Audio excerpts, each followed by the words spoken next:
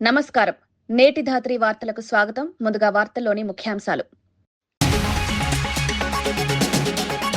El Niño ప్రభావంపై అధికారులతో సమీక్ష చేసిన పవన్ కళ్యాణ్. రైతులకు నీటి కొరత రాకుండా చర్యలు, కాలువల లీకేజ్ అరికట్టాలని సూచన, పంటల బీమాపై ప్రత్యేక దృష్టి పెట్టాలన్న పవన్ కళ్యాణ్.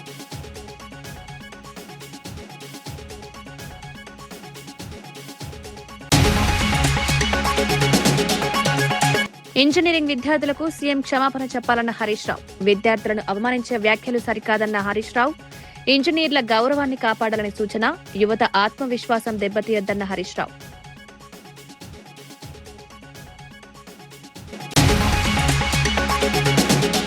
అప్పలరాజు కేసుపై చంద్రబాబును లక్ష్యంగా చేసుకున్న జగన్. ప్రమాదాన్ని హత్య కేసుగా మారుస్తున్నారన్న ఆరోపణ, రాజకీయ కక్షతో కేసులు, నిజం గెలుస్తుందని విశ్వాసం వ్యక్తం చేసిన జగన్.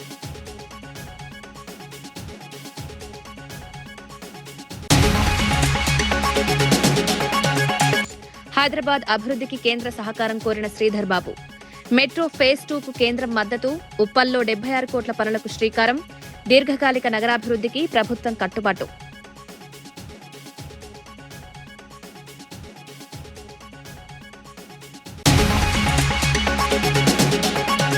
జగన్ పై తీవ్ర విమర్శలు చేసిన మంత్రి సంధ్యారాణి. బాధితులను కాక నిందితులను పరామర్శించారన్న సంధ్యారాణి. ప్రజలు తగిన తీర్పిస్తారన్న మంత్రి. ప్రజా సమస్యలపై బాధ్యతగా స్పందించాలని సూచన. ఆంధ్రప్రదేశ్ ఉప ముఖ్యమంత్రి పవన్ కళ్యాణ్ మంగళగిరి క్యాంపు కార్యాలయంలో మంత్రి నిమ్మల రామానాయుడుతో సమావేశమై రాష్ట్రంలో ఎల్నినో ప్రభావంతో ఏర్పడుతున్న సాగునీటి పరిస్థితులపై సమీక్ష నిర్వహించారు.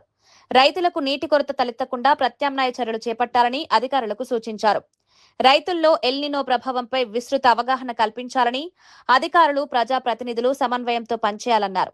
కాకినాడ జిల్లా పిఠాపురం, పెద్దాపురం, జగ్గంపేట ప్రాంతాల రైతుల కోసం ఏలేరు ప్రాజెక్టు నుంచి 1000 క్యూసెక్ల నీటిని విడుదల చేసినందుకు మంత్రి నిమ్మల రామానాయుడికి కృతజ్ఞతలు తెలిపారు. కాలువల పూడికతీత, లీకేజ్ల నివారణ ద్వారా నీటి వృధాను తగ్గించాలని సూచించారు. పంటల బీమా అమలుపై ప్రత్యేక దృష్టి పెట్టాలని ఆదేశించారు. సమావేశంలో పవన్ కళ్యాణ్ ఆరోగ్య పరిస్థితిని మంత్రి నిమ్మల రామానాయుడు అడిగి తెలుసుకుని త్వరగా కోలుకోవాలని ఆకాంక్షించారు.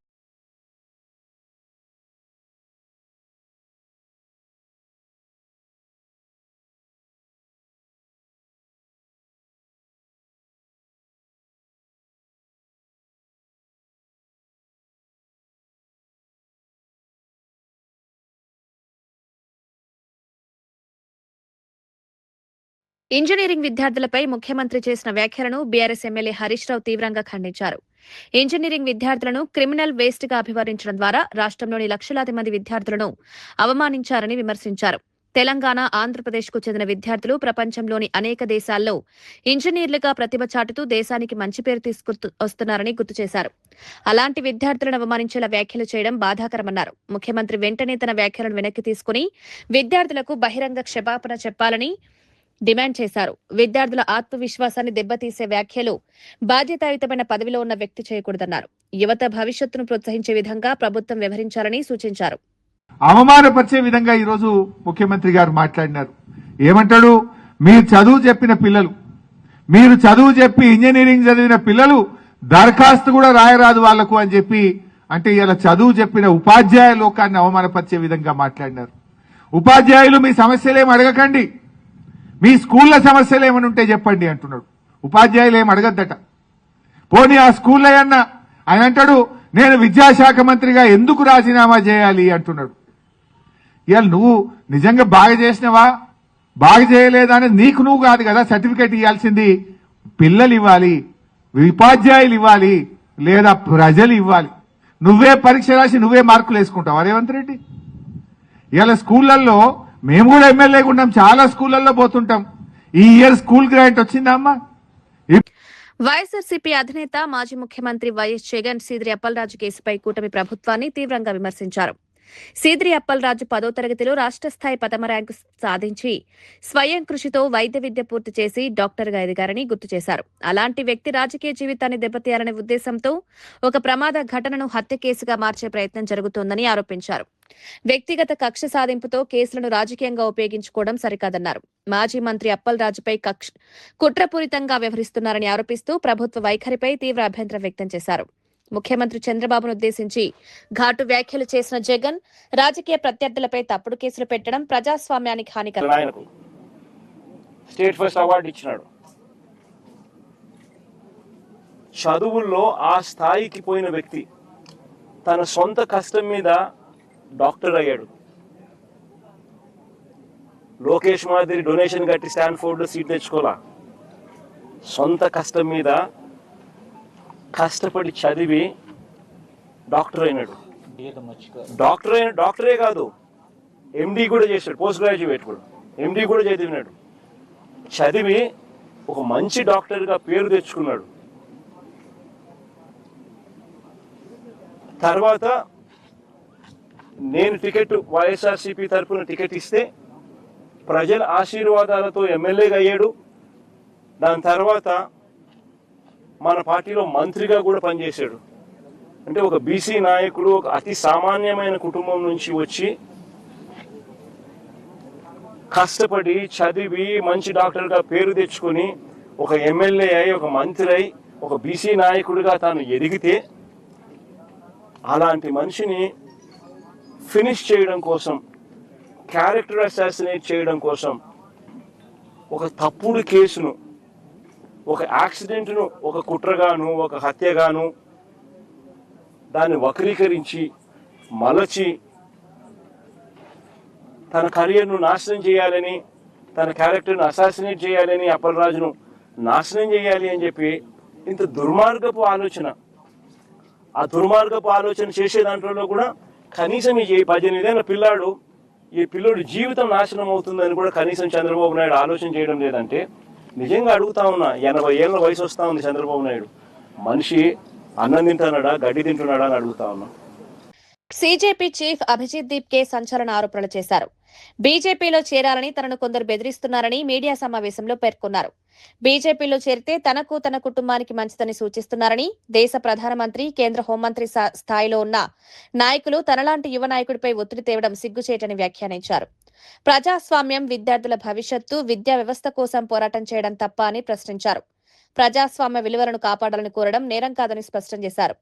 తనపై వస్తున్న ఒత్తిళ్లకు తాను భయపడబోనని పేర్కొన్నారు. ఈ సందర్భంగా బాబా రామ్దేవ్ ఉత్పత్తులను నిషేధించాలని కూడా డిమాండ్ చేశారు. अगर डेमोक्रेसी के लिए लड़ना संस्कृति खराब करना है, अगर सरकार से सवाल करना संस्कृति को खराब करना है, अगर अपने फ्यूचर के लिए लड़ना संस्कृति को खराब करना है, और अगर अपनी पढ़ाई के लिए लड़ना संस्कृति को खराब करना है, तो हम संस्कृति खराब कर रहे हैं. और मैं कहना चाहूंगा बाबा रामदेव जी से कि सर, पतंजलि के जो पोल्ट्री प्रोडक्ट्स बन रहे हैं ना, वो जो खराब हो रहे हैं, पहले उस पर ध्यान दीजिए. उस पर तो सुप्रीम कोर्ट भी बोल रही है उनको बैन कर दो. वो जो आपकी खराब प्रोडक्ट्स है, पहले उस पर ध्यान दीजिए आप. संसद में कल जो है राहुल गांधी ने डिमांड की अमित शाह जी का इस्तीफा. किसके कहने पे गोलियां चलाई गई, उसका जवाब मांग रहे थे. आप क्या कहेंगे? मुझे लगता है इसका आंसर तो बहुत ही क्लियर है. अमित शाह जी के कहने पर ही गोलियां चली होंगी. दिल्ली पुलिस जो रिपोर्ट करती है वो अमित शाह जी को ही करती है. और अगर अमित शाह जी को इसका पता नहीं होगा तो फिर तो होम मिनिस्टर का फेलियर है. लेकिन वही बीजेपी की ओर से बयान आ रहा है कि किसी भी तरीके की गोलियां चलाई नहीं गई. प्रोटेस्ट पैलेट गन्स चलाई गई है, लोग अंधे हुए हैं. पैलेट गन्स मैंने खुद देखी चलाते हुए. हॉस्पिटल में क्रिटिकल थे वो पेशेंट्स. और गोलियां क्या नहीं चली. बिहार में क्या हुआ है, AK-47 किसने चलाई, किसकी सरकार है वहां पर? मतलब देश के बच्चों के ऊपर तुम AK-47 चला रहे हो. एक टाइम था इस देश में AK-47 चलाई जाती थी आतंकवादियों पर, अजमल कसाब पर. जब पार्लियामेंट पर अटैक हुआ था तब AK-47 चलाई जाती थी. आज AK-47 चलाई जा रही है स्टूडेंट्स पर. కల్లూరులో నిర్వహించిన సత్తుపల్లి క్లస్టర్ ప్రజా దర్బార్లో సుమారు 3,500 దరఖాస్తులు స్వీకరించినట్లు రాష్ట్ర రెవెన్యూ, హౌసింగ్, సమాచార, పౌర సంబంధాల శాఖ మంత్రి పొంగులేటి శ్రీనివాసరెడ్డి తెలిపారు. వీటిలో 1800 ఇందిరమ్మ ఇళ్లు, 500 రెవెన్యూ సమస్యలు, 200 పెన్షన్లకు సంబంధించినవి వెల్లడించారు. భూ రీసర్వేతో మరో ఏడాదిన్నరలో రెవెన్యూ సమస్యలకు శాశ్వత పరిష్కారం చూపుతామని, అర్హులందరికీ దశల వారీగా ఇందిరమ్మ ఇళ్లు మంజూరు చేస్తామన్నారు. జిల్లా కలెక్టర్ దివాకర్ టీఎస్ మాట్లాడుతూ ప్రజా దర్బార్లో వచ్చిన ప్రతి దరఖాస్తును పరిశీలించి వేగంగా పరిష్కరిస్తామని, రెవెన్యూ సమస్యల పరిష్కారానికి ప్రత్యేక బృందాలు పనిచేస్తున్నాయని తెలిపారు. ఖర్చు కూడా కట్టుకునే వాళ్ళకి కొంచెం వెనక ముందు లేట్ అయినా ఖర్చు కూడా రీజనబుల్ అవుతుంది అని ఈ ప్రభుత్వం ఆలోచించి ఈ విడతల వారిగా ఇచ్చే కార్యక్రమాన్ని చేపట్టడం జరిగింది. ఇక రెండో నిజం చెప్పకనే నేను చెప్తున్నాను. ఆర్థిక పరిస్థితి కూడా ఆనాటి ప్రభుత్వంలో ఉన్న పెద్దలు, దొరలు రాష్ట్ర ప్రభుత్వాన్ని, ధనిక తెలంగాణ రాష్ట్రాన్ని 8,000 కోట్ల 8,21,000 కోట్ల రూపాయలు 8,21,000 కోట్ల రూపాయలు మనందరి నెత్తిన భారాన్ని, ఈ రాష్ట్ర ప్రజల నెత్తిన భారాన్ని పెట్టి మంచిగా ఫామ్ హౌస్ లో రెస్ట్ తీసుకుంటున్నారు. ఏదో అప్పు ఉంది, ఆ అప్పు కట్టలేకనే మేము కింద పడుతున్నాం, పేదోళ్ళకి ఏ సంక్షేమ కార్యక్రమాలు ఇవ్వం, అభివృద్ధిని కొట్టుపడేలా చేస్తామని ఈ ప్రభుత్వం అనకుండా తల తాకట్టు పెట్టైనా పేదోడికి ఇచ్చే సంక్షేమ కార్యక్రమాలలో, రైతన్నులకి చేసే సహాయంలో, నిరుద్యోగ యువతులకి ఇచ్చే ఉద్యోగాల్లో, డ్వాక్రా మహిళలు 1 కోటి మంది ఆడబిడ్డల్ని కోటీశ్వరులు చేసే కార్యక్రమంలో, దళిత గిరిజన మైనారిటీ బీసీ సోదరులకి ఇచ్చే సంక్షేమంలో ఈ ప్రభుత్వం ఎన్ని ఇబ్బందులు ఎవరు కల్పించాలని చూసినా ఒక్క అడుగు కూడా వెనక్కేయకుండా ముందు చూపుతూనే ఈ ప్రభుత్వం ఒడివడిగా ముందుకు పోతుంది. కాబట్టి ఏ ఎన్నికల రాష్ట్రంలో వచ్చినా, ఎక్కడ ఎన్నిక ఉన్నా తెలంగాణ రాష్ట్రంలో మారుమూల ప్రాంతాల నుంచి పట్టణ ప్రాంతాల వరకు మాజీ ముఖ్యమంత్రి వైఎస్ జగన్మోహన్ రెడ్డి వ్యవహార శైలిపై మంత్రి సంధ్యారాణి తీవ్ర విమర్శలు చేశారు. విషాద ఘటనలో బాధిత కుటుంబాన్ని పరామర్శించకుండా ఘటనకు బాధ్యులుగా ఆరోపణలు ఎదుర్కొంటున్న వారిని కలవడం వైఎస్ఆర్సీపీ నాయకత్వ మనస్తత్వాన్ని ప్రతిబింబిస్తోందన్నారు. ఇటువంటి చర్యల్లో ప్రజల్లో తప్పు సంకేతాలు పంపుతున్నాయని వ్యాఖ్యానించారు. ప్రజాప్రతినిధిగా బాధితులకు అండగా నిలవాల్సిన సమయంలో రాజకీయ ప్రయోజనాల కోసం వ్యవహరించడం సరికాదన్నారు. వైఎస్ఆర్సీపీ రాజకీయ వైఖరిని ప్రజలు గమనిస్తున్నారని పేర్కొన్నారు. ఇప్పటికైనా జగన్ తన తీరు మార్చుకోకపోతే రానున్న ఎన్నికల్లో ప్రజలు తగిన తీర్పిస్తారన్నారు. ప్రజల విశ్వాసం కోల్పోయిన పార్టీకి భవిష్యత్తులో ఒక్క అంకె ఫలితాలే మిగిలే పరిస్థితి వస్తుందని సంధ్యారాణి వ్యాఖ్యానించారు. కాబట్టి ఎందుకంటే వీళ్ళకి ఒక మానవత్వం కానీ ఒక మంచి మర్యాద కనిపించట్లేదు మనకు అక్కడ. ఈరోజు పరామర్శ అంటే అందరూ ఏం ఎక్స్పెక్ట్ చేస్తారు? ఖచ్చితంగా చనిపోయిన పేద కుటుంబం, యాదవుల కుటుంబం ఆ కుటుంబంకి వెళ్తారని ఎవరైనా అనుకుంటారు.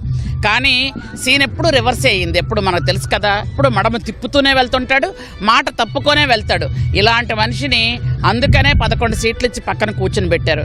నెక్స్ట్ టైం ఆ 11 కూడా రావడమే కష్టమని ప్రజలు అనుకుంటున్నారు. క్లియర్గా మీరు వినండి. లేకపోతే సిగ్గు లేకుండా ఎయిర్పోర్ట్ నేనే కట్టానంటాడు. ఇంకా కలల్లోనే జీవిస్తున్నాడు ఆయన.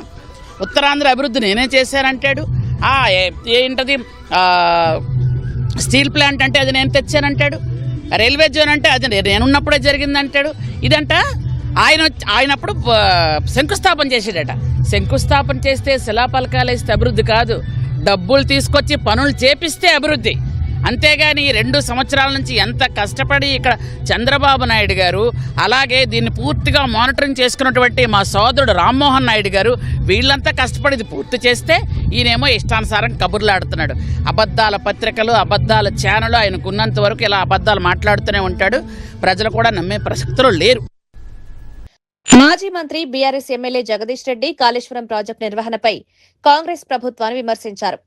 ఎల్లంపల్లి నుంచి మిడ్ మానేర్ వరకు నీటిని తరలించే పంపులు, నందిమేడారం, గాయత్రి పంపులు అన్ని కాళేశ్వరం ప్రాజెక్టులో భాగమేనని గుర్తు చేశారు. ఇదే విధంగా కన్నెపల్లి మోటారును కూడా వెంటనే ప్రారంభించి కొండపోచమ్మ, బస్వాపూర్ వరకు నీటిని తరలించాలని ప్రభుత్వాన్ని డిమాండ్ చేశారు. సాగునీటి అవసరాలను దృష్టిలో పెట్టుకుని అన్ని పంపులను పూర్తి స్థాయిలో వినియోగించాలని సూచించారు. రైతులకు నిరంతర విద్యుత్ సరఫరా అవసరమని, కాంగ్రెస్ ప్రభుత్వం అధికారంలోకి వచ్చిన తర్వాత విద్యుత్ కోతలు పెరిగాయని ఆరోపించారు. గత ప్రభుత్వాల మాదిరిగా విద్యుత్ కోతలు విధించకుండా రైతుల ప్రయోజనాలను కాపాడాలని కోరారు. గాయత్రి పంపులు కావచ్చు, లక్ష్మీపురం దగ్గర ఉన్న గాయత్రి పంపులు కావచ్చు, ఇవన్నీ కూడా బాహుబలి పంపులు కాళేశ్వరం లిఫ్ట్ ఇరిగేషన్లో భాగంగా వచ్చి నిర్మాణమైనవే. ఈ వ్యవస్థ అంతా కాళేశ్వరం వ్యవస్థే.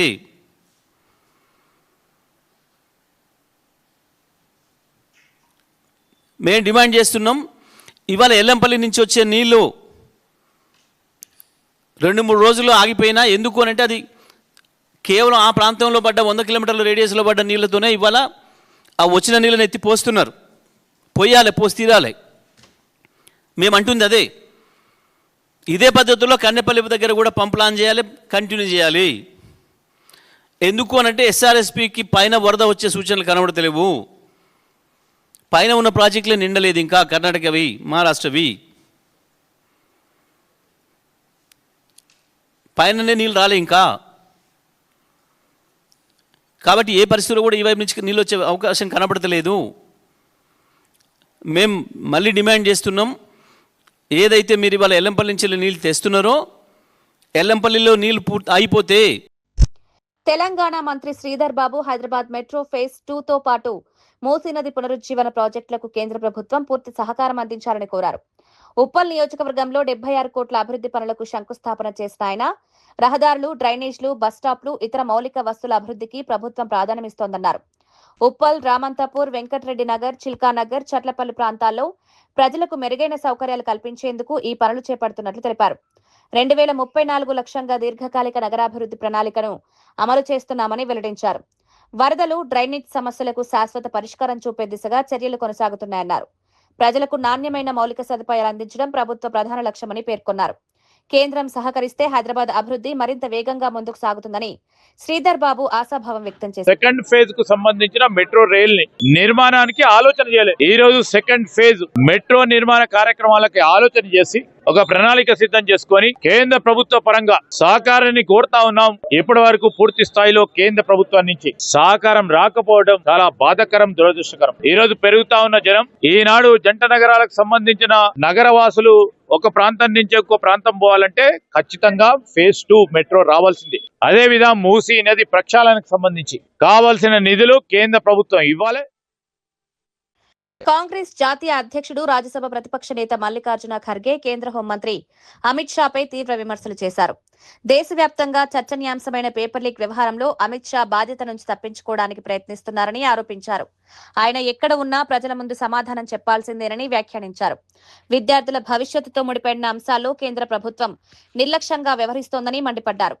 పేపర్ లీక్లను అరికట్టడంలో ప్రభుత్వం పూర్తిగా విఫలమైందని ఆరోపించారు. విద్యార్థుల విశ్వాసాన్ని దెబ్బతీసే ఘటనలపై కఠిన చర్యలు తీసుకోవాలని డిమాండ్ చేశారు. బాధ్యులపై చట్టపరమైన చర్యలు తీసుకుని ఇలాంటి ఘటనలు పునరావృతం కాకుండా చూడాలని కోరారు. रेलवे स्टेशन भी बंद करे और मेट्रोस बंद करे और इंटरनेट बंद करे, ये सब ठप हो गया. ये सब आपने किया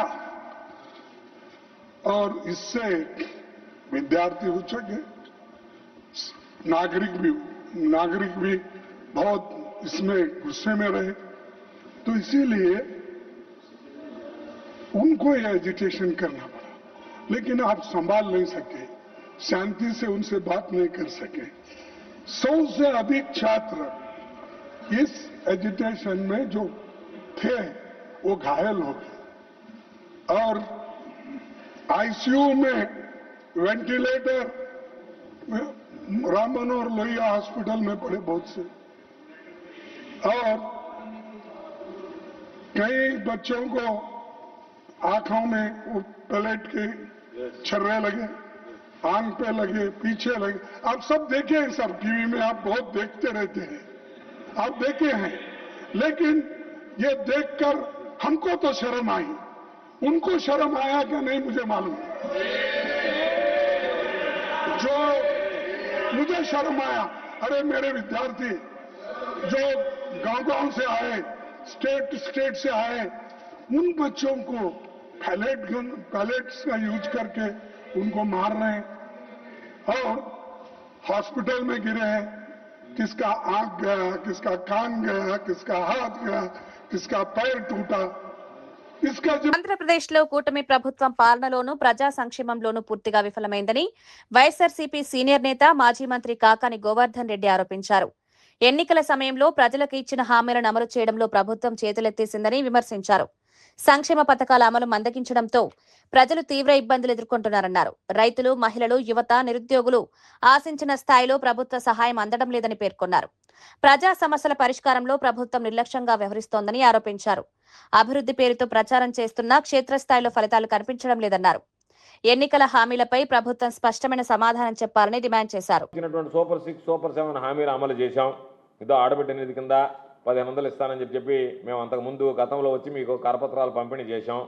ఇదిగో ఈరోజు ఆడబిడ్డ నిధికి సంబంధించి 1500, 18,000 లెక్కన సంవత్సరానికి 2 సంవత్సరాల్లో ఈ 36,000 రూపాయలు మీ చేతుల్లో పెట్టాం. కాబట్టి మరలా మాకు మీ ముఖం, మీ నవ్వు మొహం చూపించడానికి వచ్చాము, చూడడానికి వచ్చామని చెప్పు. లేదా నిరుద్యోగులు ఉంటే 3,000 రూపాయలు నిరుద్యోగ వృత్తి ఇస్తాను, సంవత్సరానికి 36,000 ఇచ్చాం. కాబట్టి ఇదిగో మీ దగ్గరికి వచ్చి ఈ 36,000 రూపాయలు ఇచ్చామని చెప్పుకోవడానికి వచ్చాము. లేదు, తల్లికి వందనం అందరికి ఇస్తామన్నారు. దాదాపుగా 1 కోటి మందికి ఇచ్చేటువంటి పరిస్థితి లేదు. దాన్ని 80 లక్షలు అన్నారు. తీరా వచ్చేటప్పటికి దాన్ని మరలా కూడా ఇంకొక 20 లక్షలకు తగ్గించి ఈరోజు ఏదో అరాకొరాగా ఇస్తే కొంతమంది పాపం నిన్న తీసుకొచ్చి చూపించారు. 10,200 పడింది మాకు. అది కూడా పడుతుందని చెప్పారు. ఒకరికైతే పాపం 9,800 పడింది. 9,800 పడుతుంది అన్నారు. ఇంకా అది పడలే.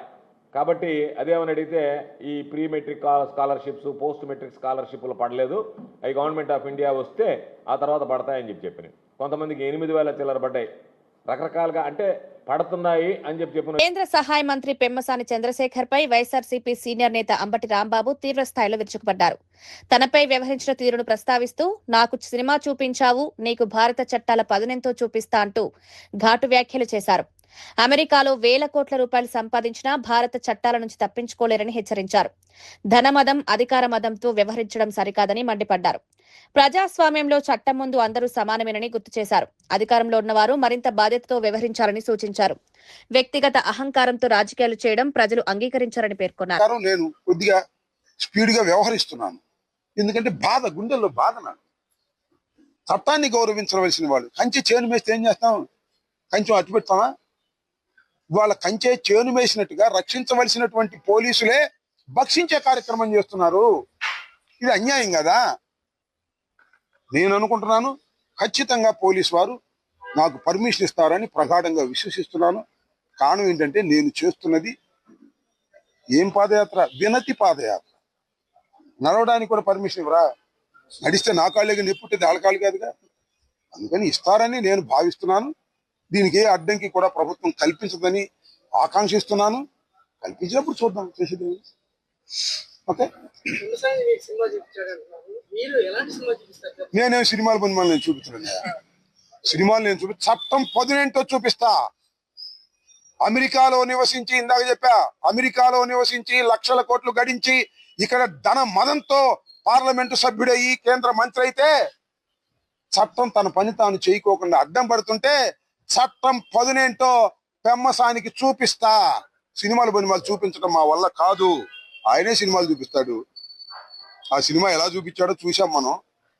ఆ సినిమాలో నేను ఇంతకుముందు చెప్పా, ఎవడు హీరోనా ఎవడు విలనో అర్థమైపోయింది. వాళ్ళు విలన్ గా ఉండి సినిమా చూపించారు దానిలో, అంతే కదా. పెమ్మసానికి సంగారెడ్డి రూరల్ పోలీసులు ద్విచక్ర వాహనాల చోరీలకు పాల్పడుతున్న ముఠాను అరెస్టు చేశారు. మామిడిపల్లి చౌరస్తా వద్ద వాహనాల తనిఖీల సమయంలో పోలీసులు కనిపించగానే పారిపోవడానికి ప్రయత్నించిన అమర్ రాజ్ కుమార్ రెడ్డి, అచ్చిగారి సాయికిరణ్, ఈశ్వర్లను అదుపులోకి తీసుకున్నారు. ఈ సందర్భంగా డీఎస్పీ సత్తయ్యగౌడ్ మీడియాకు వివరాలు వెల్లడించారు. జల్సాలకు అలవాటు పడి నిందితులు వరుస దొంగతనాలకు పాల్పడుతున్నట్లు విచారణలో తేలిందన్నారు. వీరిపై ఇప్పటి వరకు మొత్తం 84 కేసులు నమోదైనట్లు తెలిపారు. గతంలో హైదరాబాద్, సంగారెడ్డి ప్రాంతాల్లో ఇళ్ల తాళాలు పగలగొట్టి బంగారం చోరీ చేసిన కేసుల్లో జైలు శిక్ష కూడా అనుభవించారన్నారు. జైలులో పరిచయమైన తర్వాత మళ్లీ కలిసి వరుస చోరీలకు పాల్పడుతున్నట్లు గుర్తించారు. నిందితులను అరెస్ట్ చేసి రిమాండ్కు తరలించినట్లు పోలీసులు తెలిపారు.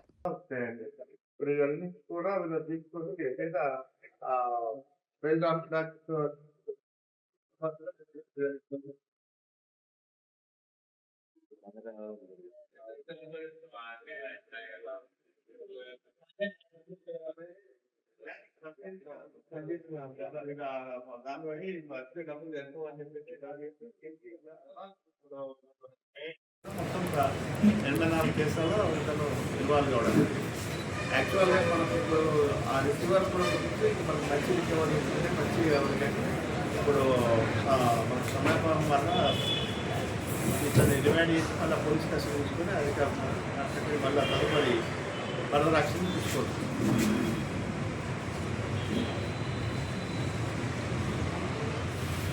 వీళ్ళకు మామూలుగా చేసి సంపాదించేటప్పుడు వాళ్ళ జలసాలకు వాళ్ళ లావిష్ ఎక్స్పెన్సెస్ ఎక్కువ కాబట్టి అన్నింటిలో ఒకటి మోటార్ సైకిల్ అమ్ముతున్నారు. మోటార్ సైకిల్ చేసి ఈ గోల్డ్ ఆర్నమెంట్స్, సిల్వర్ ఆర్నమెంట్స్ వేసిన తర్వాత స్కూల్స్ దాంట్లో కంప్యూటర్స్ అంటే వాళ్ళ ఏ విధంగా ఉంటే అది వాళ్ళకి కావాల్సిన డబ్బులు. సిద్దిపేట జిల్లా హుస్నాబాద్ నియోజకవర్గంలోని గౌరవెల్లి ప్రాజెక్టుకు సుప్రీంకోర్టు గ్రీన్ సిగ్నల్ ఇవ్వడంతో ఎన్నో ఏళ్లుగా ఎదురుచూస్తున్న నిర్మాణ పనులకు మార్గం సుగమమైంది. పర్యావరణ అనుమతులపై దాఖలైన పిటిషన్ల కారణంగా ప్రాజెక్టు పనులు నిలిచిపోయిన విషయం తెలిసిందే. రాష్ట్రంలోని సాగునీటి ప్రాజెక్టులకు గతంలో ఇచ్చిన పర్యావరణ అనుమతులు చెల్లుబాటులో ఉంటాయని సుప్రీంకోర్టు స్పష్టం చేయడంతో గౌరవెల్లి ప్రాజెక్టు నిర్మాణానికి అడ్డంకులు తొలగాయి. ఇప్పటికే 95% పనులు పూర్తయిన ఈ ప్రాజెక్టు పూర్తయితే 8.23 టీఎంసీల నీటి నిల్వ సామర్థ్యంతో 1,20,000 ఎకరాలకు పైగా సాగునీరు అందుతుంది. దీంతో హుస్నాబాద్ ప్రాంతం సస్యశ్యామలం కానుందని అధికారులు ఆశాభావం వ్యక్తం చేస్తున్నారు. తీర్పు వెలువడిన అనంతరం కాంగ్రెస్ నాయకులు టపాసులు కాల్చి మిఠాయిలు పంచుకుని సంబరాలు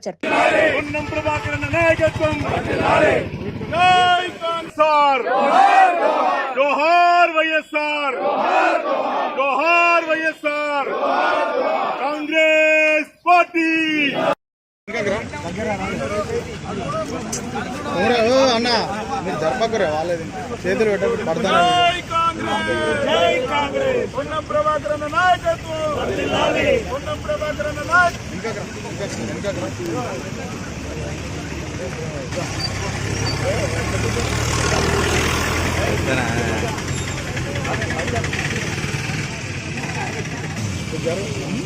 చేతులు పైకి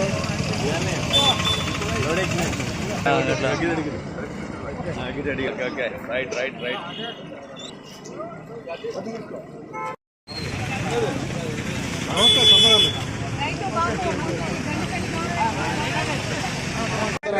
ఆధ్వర్యంలో జనం పోతారండి. మరి గౌరవెల్లి రిజర్వ్ సంబంధించినటువంటి అంశం పైన అక్కడ నీళ్లు నింపాలన్నటువంటి ఆలోచనతో చేసినటువంటి కాంగ్రెస్ పార్టీ పెద్దలు ఆనాడు డాక్టర్ వైఎస్ రాజశేఖర రెడ్డి గారి హయాంలో ఇక్కడ ఈ డ్యామ్ నిర్మాణం చేపట్టడం జరిగింది. ఈ మధ్య కాలంలో మరి దాని మీద గ్రీన్ ట్రిబ్యునల్ కేసు వేసినటువంటి సందర్భాన్ని పురస్కరించుకొని నిన్న సుప్రీంకోర్టులో అటు తీర్పు చెల్లదని కేసును కొట్టివేసినటువంటి సందర్భంగా ఈ రోజు ఇక్కడ కార్యక్రమాన్ని నిర్వహించడం. నిన్న సుప్రీంకోర్టులో గౌరవెల్లి ప్రాజెక్టు, సీతారామ ప్రాజెక్టు, ఇంకొక ప్రాజెక్టు మూడింటికి పర్యావరణ అనుమతులు supreme court chief justice Husnabad Ambedkar చౌరస్తాలో అంబేద్కర్ గారి విగ్రహం ముందు, భారత రాజ్యాంగ నిర్మాత గారి విగ్రహం ముందు మనం ఉన్నాం. కాంగ్రెస్ సోదరులు సోదరిమణులు ఇవాళ ఒక శిబిరం 19 సంవత్సరాల క్రితం 9/9/2007 రోజు నాడు డాక్టర్ వైఎస్ రాజశేఖర రెడ్డి గారు హుస్నాబాద్ వచ్చి సెయింట్ జోసెఫ్ స్కూల్ కాడ ఈ గౌరవెల్లి గండిపల్లి తోటపల్లి ప్రాజెక్టులకు శంకుస్థాపన 19 సంవత్సరాలు గడుస్తున్న ఇవాళ మనకు ఒక మంచి వార్త తెలిసింది. మనలే కాదు అందరికీ. నిన్న సుప్రీంకోర్టు నుంచి పర్యావరణ అనుమతులు వచ్చినాయి గౌరవెల్లి గండిపల్లికి, తర్వాత మహబూబ్నగర్ జిల్లాలో ఉన్నటువంటి 2 ప్రాజెక్టులకు తెలంగాణలో. అంటే ఇవన్నిటి వల్ల మన రాష్ట్ర ప్రభుత్వం ఏదైతే ప్రజా ప్రభుత్వం రేవంత్ రెడ్డి గారి నాయకత్వంలో నడుస్తున్నటువంటి ప్రభుత్వం, మనము రైతాంగానికి అనుకూలంగా పనులు చేసే ప్రభుత్వం, విద్యార్థులకు, ఉపాధ్యాయులకు, ప్రజలకు, మహిళలకు, తర్వాత అందరికీ వైద్యరంగ. సిద్దిపేట జిల్లా హుస్నాబాద్ పట్టణంలో నూతన ట్రాఫిక్ పోలీస్ స్టేషన్ ను పోలీస్ కమిషనర్ రష్మీ పెర్మాల్ ప్రారంభించారు. ప్రారంభోత్సవం అనంతరం పోలీస్ స్టేషన్ ఆవరణలో మొక్క నాటి పర్యావరణ పరిరక్షణకు తమ వంతు బాధ్యతను చాటారు. హుస్నాబాద్ పట్టణంలో రోజురోజుకు పెరుగుతున్న ట్రాఫిక్ రద్దీని దృష్టిలో ఉంచుకుని ప్రత్యేక ట్రాఫిక్ పోలీస్ స్టేషన్ ఏర్పాటు చేసినట్లు కమిషనర్ తెలిపారు. ట్రాఫిక్ నియంత్రణకు అవసరమైన అన్ని వసతులు త్వరలోనే అందుబాటులోకి తీసుకొస్తామన్నారు. ప్రజలకు మెరుగైన సేవలు అందించడమే లక్ష్యంగా పోలీస్ శాఖ పనిచేస్తోందన్నారు. జిల్లాలోని ప్రతి గ్రామాన్ని సీసీ కెమెరాల నిఘాలోకి తీసుకువచ్చే చర్యలు కొనసాగుతున్నాయని వెల్లడించారు. సాంకేతిక పరిజ్ఞానాన్ని వినియోగించి నేరాల నియంత్రణతో పాటు ట్రాఫిక్ వ్యవస్థను మరింత సమర్థవంతంగా నిర్వహించేందుకు కృషి చేస్తున్నారు.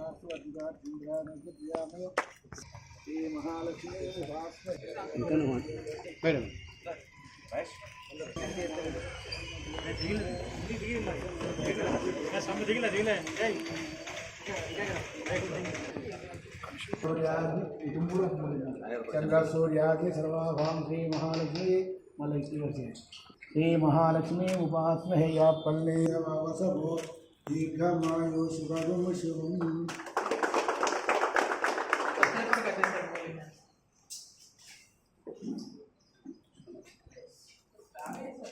స్లాగ్ కాదు మేడం, ఒక రేట్లే కానీ పైన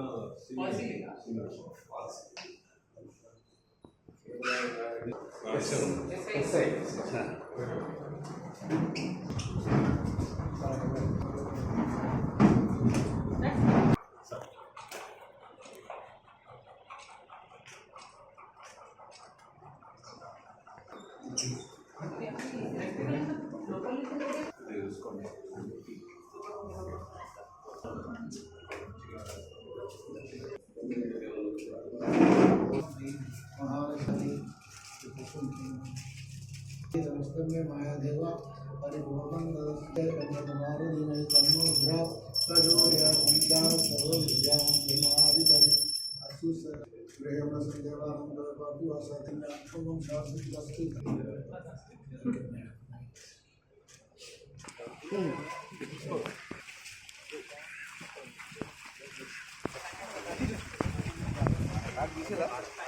తీసాం sir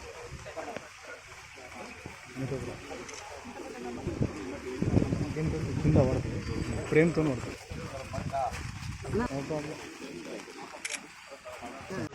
Husnabad traffic outpost inauguration చేయడం జరిగింది.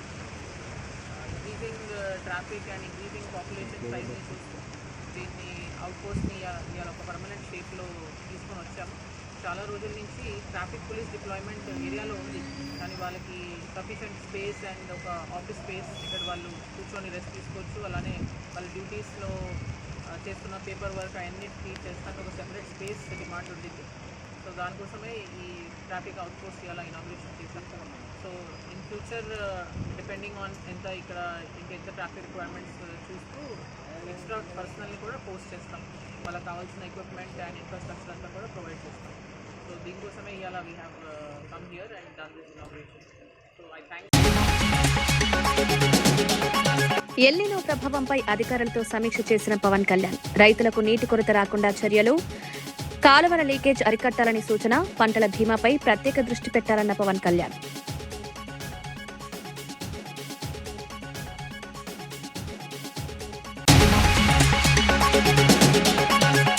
ఇంజనీరింగ్ విద్యార్థులకు సీఎం క్షమాపణ చెప్పాలన్న హరీష్ రావు. విద్యార్థులను అవమానించే వ్యాఖ్యలు సరికాదన్న హరీష్ రావు. ఇంజనీర్ల గౌరవాన్ని కాపాడాలని సూచన, యువత ఆత్మవిశ్వాసం దెబ్బతీయొద్దన్న హరీష్ రావు.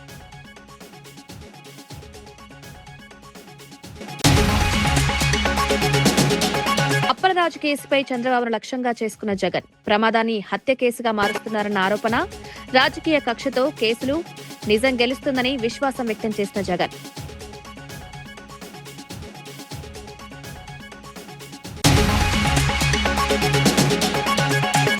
హైదరాబాద్ అభివృద్ధికి కేంద్ర సహకారం కోరిన శ్రీధర్ బాబు. మెట్రో ఫేజ్ 2కు కేంద్రం మద్దతు, ఉప్పల్లో 76 కోట్ల పనులకు శ్రీకారం, దీర్ఘకాలిక నగరాభివృద్ధికి ప్రభుత్వం కట్టుబాటు.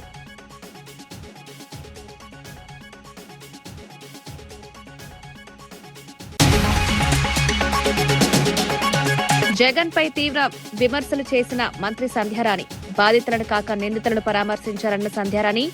ప్రజలు తగిన తీర్పిస్తారన్న మంత్రి. ప్రజా సమస్యలపై బాధ్యతగా స్పందించాలని సూచన.